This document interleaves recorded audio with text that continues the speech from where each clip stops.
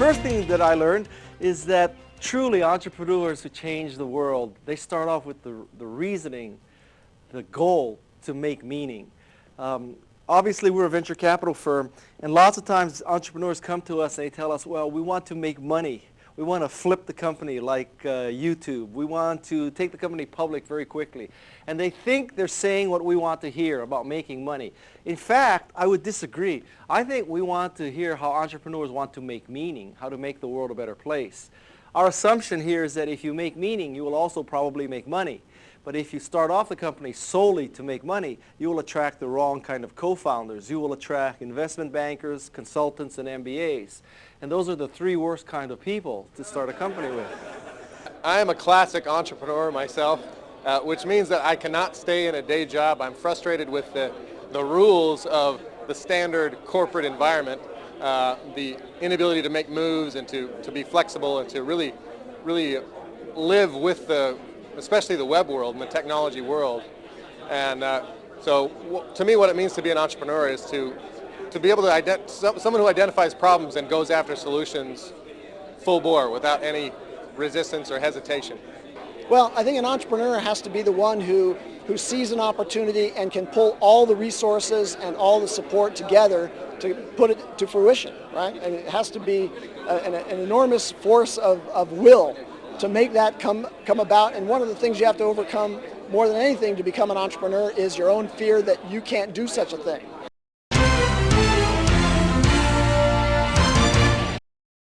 Step two that I learned is that I think entrepreneurs in particular should make a mantra for their organization.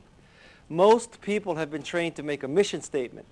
The way you make a mission statement, is particularly if you've worked for a large or medium-sized company, is this. It's a 2-day off-site. In Silicon Valley, the most common place to make a mission statement is the Ritz-Carlton Half Moon Bay. There's a very high correlation between golf courses and mission statement making. Okay? So it's a 2-day off-site. You take your 60 or so top-ranked employees, director, VP, CXO level and above. You go to the Ritz-Carlton Half Moon Bay. You go in there for 2 days. The first day is spent in outdoor exercises. You're led by an executive coach. This executive coach or this mentor, this facilitator, not to be sexist, but her name is Moonbeam. Moonbeam has 2 roles. One, to help you with this off-site. The second is really to just coach the group along. And so not only is Moonbeam this executive sort of facilitator, she's also a Lamaze instructor. Because the process of giving birth to a mission statement is not unlike giving birth to a baby. So now we have Moonbeam, 2-day off-site. The first day is spent in outdoor exercises, things like come to the front of the group, hold your arms out, close your eyes, fall back into the arms of your colleagues so that you can build trust within your organization. So you go through 1 day of this. The second day, you're in a room like this. There's pads of white paper. Moonbeam is now going to step the group through making the mission statement. Because there's 60 of you there, you're each going to get 1 word into the mission statement. And there's HR, there's engineering, there's sales, there's marketing. All the groups are there. So now this mission statement has to be good for the shareholders, has to be good for the customers. It has to be good for the, well, if HR is there, it has to be good for the whales and the dolphins. And you end up with something like this. The mission of Wendy's is to deliver superior quality products and services for our customers and communities through leadership, innovation, and partnerships. I love Wendy's. I have 4 children. In our house, French fries is a fresh vegetable, okay? So don't get me wrong, I love fast food, but in all the times that I've eaten at Wendy's, I have never, ever thought I am participating in leadership, innovation, and partnerships. I dare say if you ask Trixie or Biff, who's working at Wendy's, what's the mission of your company? None of them could repeat this. I dare say if you asked the founder of Wendy's to repeat this mission statement, he couldn't. I know he can't because he's dead. Instead of doing mission statements, you should do mantras. Mission statements are vastly overrated, especially for entrepreneurs. A mantra is 2 or 3 words that explain why you exist. The mantra of Wendy's should be healthy fast food. If you're a criminal, it's healthy finger food. But generally speaking, healthy fast food. The mantra of FedEx is peace of mind. FedEx has vans, they have cars, they have trucks.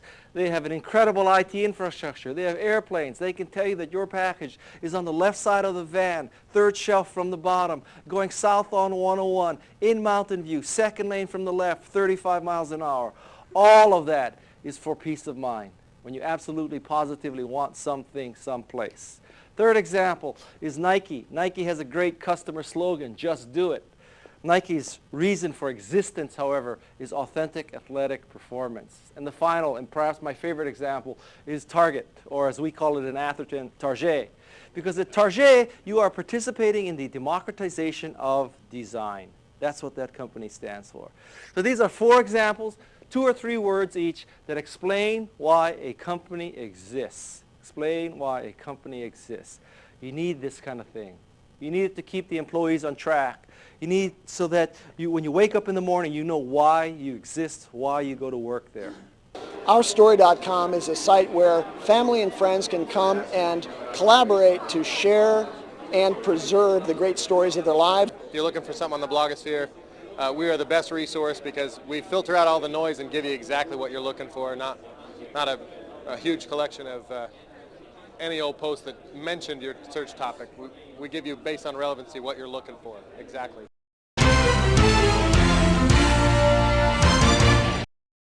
The fourth thing is to define a business model. This is something that many of us forgot during the dot-com phenomena. And I have 3 key points about a business model. The first key point is that it has to be very, very specific. No more hand-waving about you're going to get 5 million eyeballs and somehow we'll figure out how to monetize those eyeballs. The question you have to answer for every potential investor is, who has my money and how do I get it out of her purse? That's the question. Who has my money and how do I get it out of her purse? The second key point of a business model is you need to keep it simple. I think VCs love to see innovation. We love to see innovation that's patent pending, curve jumping, paradigm shifting, but in services or products, not in business models. If you come to a VC and say, we have a business model that no one has ever conceived of before, that is a negative thing. The third thing is to ask women about your business model. Do not waste your time asking men. Men have a fundamental genetic flaw. They have deep in their DNA this desire to kill things. They want to kill people. They want to kill animals. They want to kill plants. They want to kill other companies. So when you ask a man, should I start this company to kill Oracle? Should I start this company to kill the iPod? Should I start this company to kill MySQL? A man will always say yes, because to a large degree, the desire to kill things has been really, really stifled by society, except to kill companies. So when you ask a man about any business model, a man will always say it's a great idea. Always. Women fundamentally do not have this genetic flaw. So if you ask a woman, you get a much more reasonable answer. Ask women about your business model. Do not waste time about asking men. But the most critical part of a business plan is literally the executive summary. It's the first 2 or 3 paragraphs. Almost nothing else matters. Most people, they write a 30, 60, 100-page business plan, and they think that something in the 67th page, 3rd paragraph, or the 4th appendix, or the 16th month, how much you're spending on pencils is the key ingredient. And really, people look at the executive summary and they say, interesting or not. So that's the business plan at a tactical basis. Philosophically, what's important about the business plan, I think, is the description of what you do. Because every business plan basically says we have proven team, proven technology, proven management. It's a big market. We need 1% of this big market. At the end of the day, what do you do? Well, I think the key thing is you have to know that this is a practical business, meaning it will actually have revenue and can support itself. And then you have to be persuasive enough about the validity of that business plan that you can get funding to start it up. Now, increasingly, one might argue that you can do it for less money than before, but still you have to know that whatever money that you put into it, including the time that you invest yourself without pay, is going to have a return on investment. So, yes, a business plan is essential. It started as a venture that we knew we could do because Phil and I are both tech geeks at heart. We're both background in development and programming, and so we started it on that level.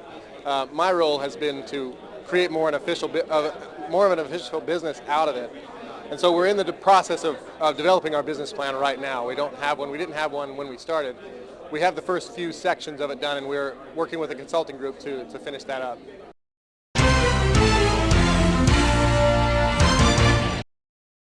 The seventh thing is to follow what we call the 10-20-30 rule at Garage. Probably the most important rule that you could remember, the most tactical thing you'll come away from today is the 10-20-30 rule of PowerPoint.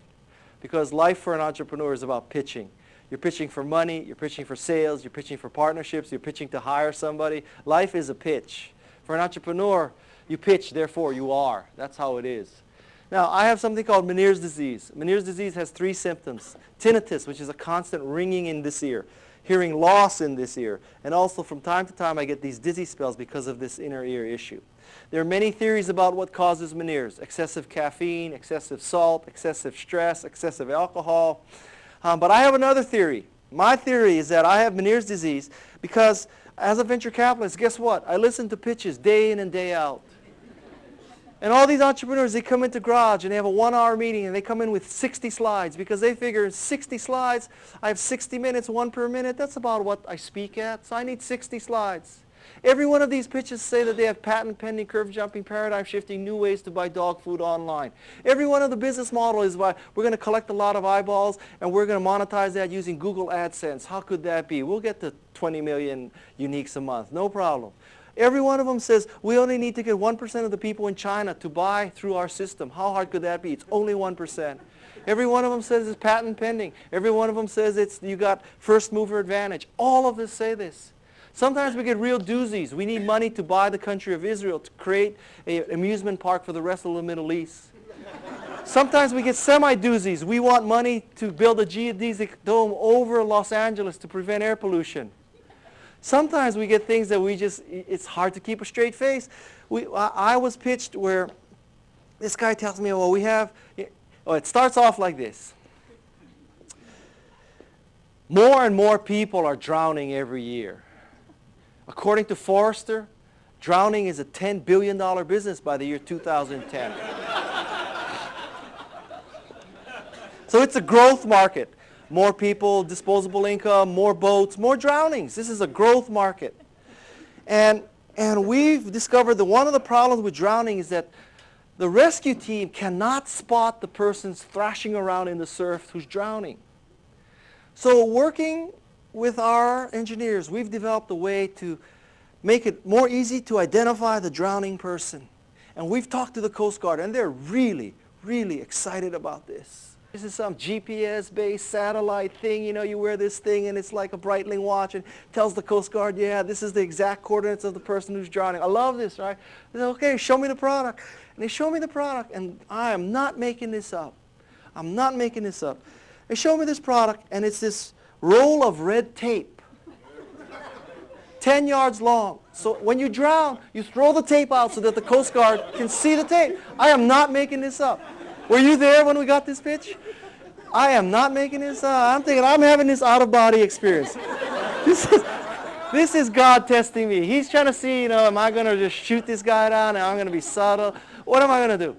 I'm not making this up. So all this is to tell you that before there's an epidemic of Meniere's disease, please implement the 10-20-30 rule. The 10-20-30 rule is 10 slides. That's how many slides you should have in a PowerPoint presentation, particularly to a VC. VCs have very short attention spans. That's why we're VCs, right? So we want only 10 slides.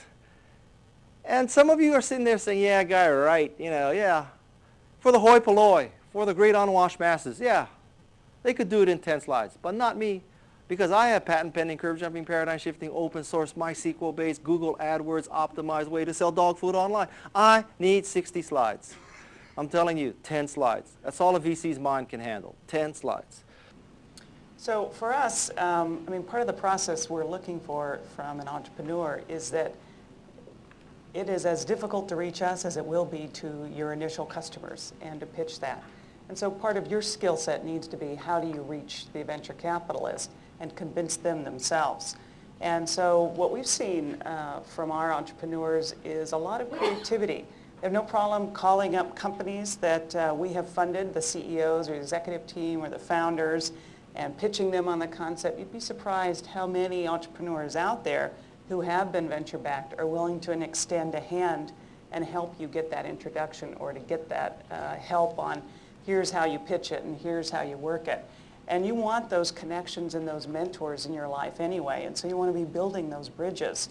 And so that's a great way to come into a venture firm like ourselves, is if you come in through a connection that we have, a relationship that we have, where they've already helped kind of form you and help you think through your idea before you get in front of us, because first impressions are really important, and you get one shot at us to get to the next gate.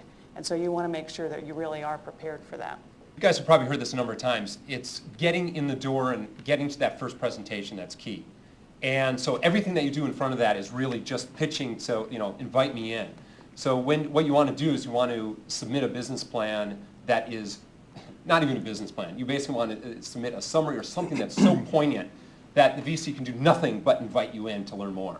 And that could be really, it could be one paragraph. It could be one sentence even. We clone humans, period. In fact, anybody who does that, you've got a meeting. You actually have to back it up with a little bit more than that. But that could be all it is. What we're looking for great people, smart people who are doing something awe-inspiring. And we want to meet you. So it's all about kind of like the concept, the people, and we need to know that, roughly speaking, that the opportunity is going to be big enough for us to make outrageous sums of money.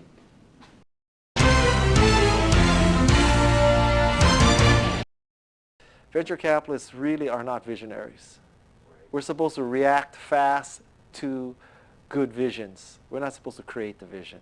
Most all the companies we fund going in don't have any products or sales.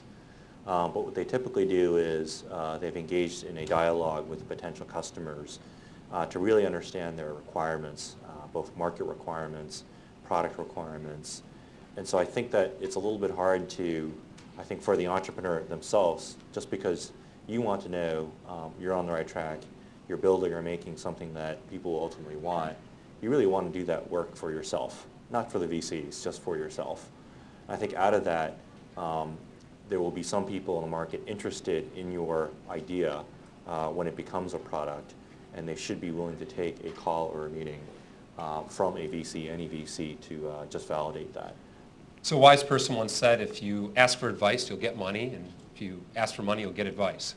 Heard it here a little bit earlier. But that's pretty much the case, and basically what it means is that it's never too early to jump in and try to engage in a dialogue, because lo and behold, you'll ask for advice, you say, hey, I'm too early, just want to get get some of your thoughts. You may end up getting a check.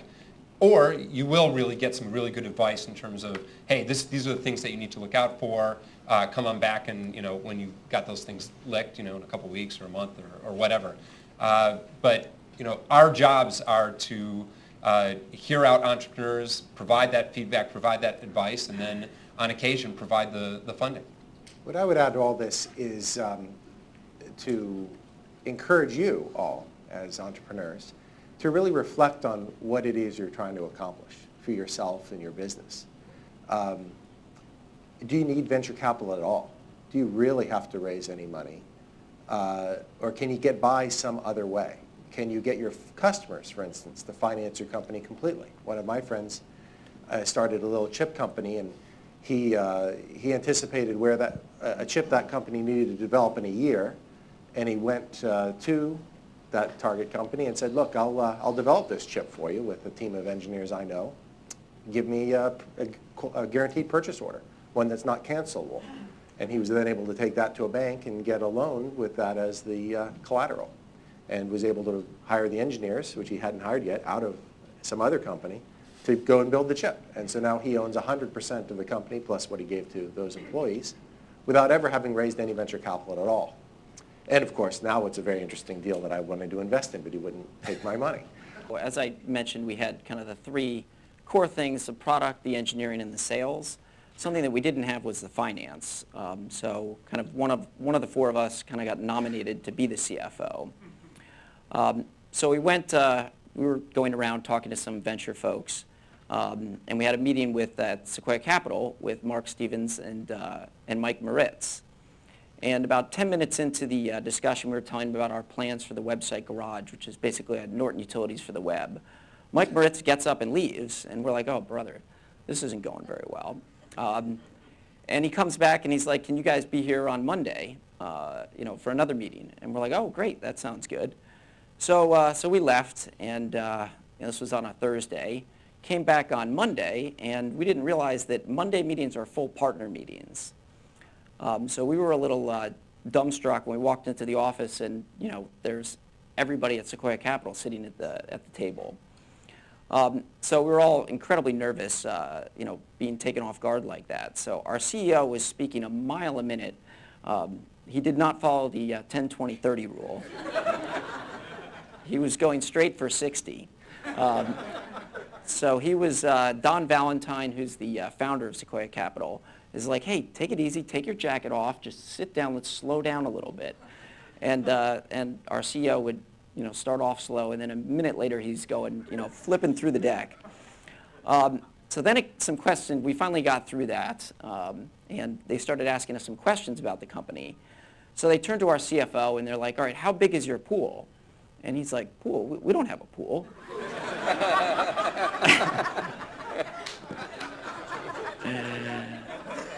So needless to say, we just butchered that meeting horribly. But in the end, Sequoia did end up funding us. So we definitely had a follow-on meeting just with Don Valentine and Mike Moritz, and did a lot better in a much smaller setting. But you don't have to have all the skill sets. You definitely have to have the core for a business, and a track record of actually having produced in your business some value. My experience was a little bit different. We are still seed funded, and we launched in July, but in May we started to get approached by a lot of VCs. They started to look at video and differentiate between video hosters. There's about 300 of them, so there's a lot of noise in the market compared to what we're doing, which is video search and the community around that kind of search and interest. And so we decided to go ahead and meet with some of the VCs that were contacting us, and they were really A-list great folks. And I took a friend of mine who started a startup several years ago, a social community, and she went to Harvard and speaks the language, because practically everyone on Sand Hill Road went to Harvard Business School, not even Stanford. I mean, they're all HBS, and it's just, they have a way of speaking, and it's a very particular thing, and I thought, well, there's a comfort level that folks, feel if you get the language right and whatever. So we did these meetings, and all of them went really well. I mean, they were all interested in Dabble, and it was good, but we got to the end. The short story for that side of it is that we got to the end of the meetings, and I realized we really needed to launch. We're a community, and we're not going to do well in a funding round unless we're launched and we've got some traction.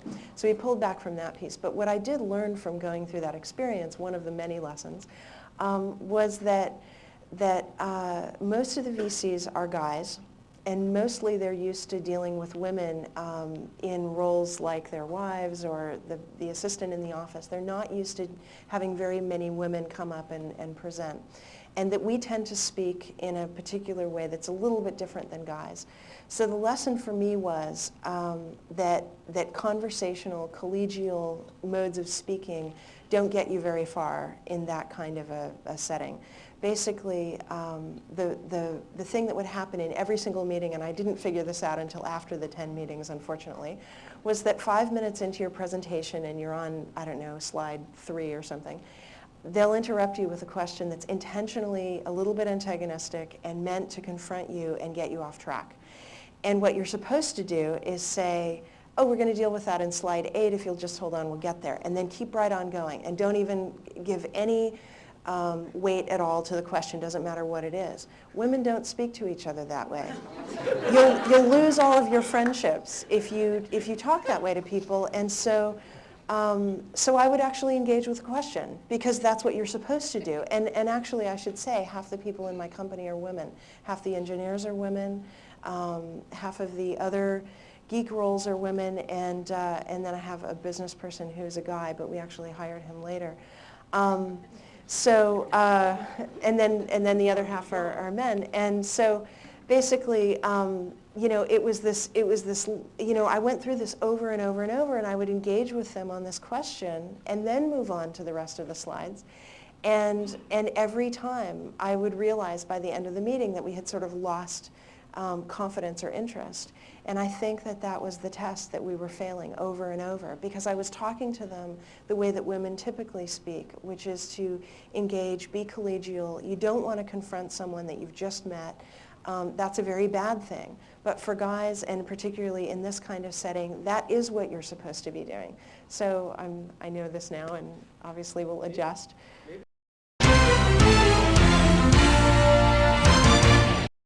Well, a startup is a really exciting environment, very fluid and very mobile. It's stressful as well. The 9-to-5 world is very comfortable, and you can progress to a certain point, and if you really want to have the stability of a 9-to-5 job, then that's ideal. But ultimately, the startup environment has to move quickly. It has to be very aware of what's going on in the industry, in whatever industry you're particularly in. And well, obviously there are financial risks for all the partners involved or the people involved in the venture, because you never know if it's going to work out or not. You know, plans are only as good as their execution. So I mean, you might have great ideas, but if you can't actually execute and implement those plans, then you're not going to get anywhere, no matter how good the idea is. I consider our story to be the culmination of my professional preparation. Not only the training that I had in a couple short years at Harvard, but then, you know, a lifetime really of business general management, and knowing how to handle all the functions and do that from a position of leadership is the role of the entrepreneur. And so, you know, whether it's in a startup or a very large corporation, the same disciplines are required, but I would say that you're right, the passion of the entrepreneur has to be something that can get you past enormous obstacles, the limited resources of a startup situation, and that's not the situation that I experienced when I was a 16B officer of a New York Stock Exchange company. It's not the same thing at all.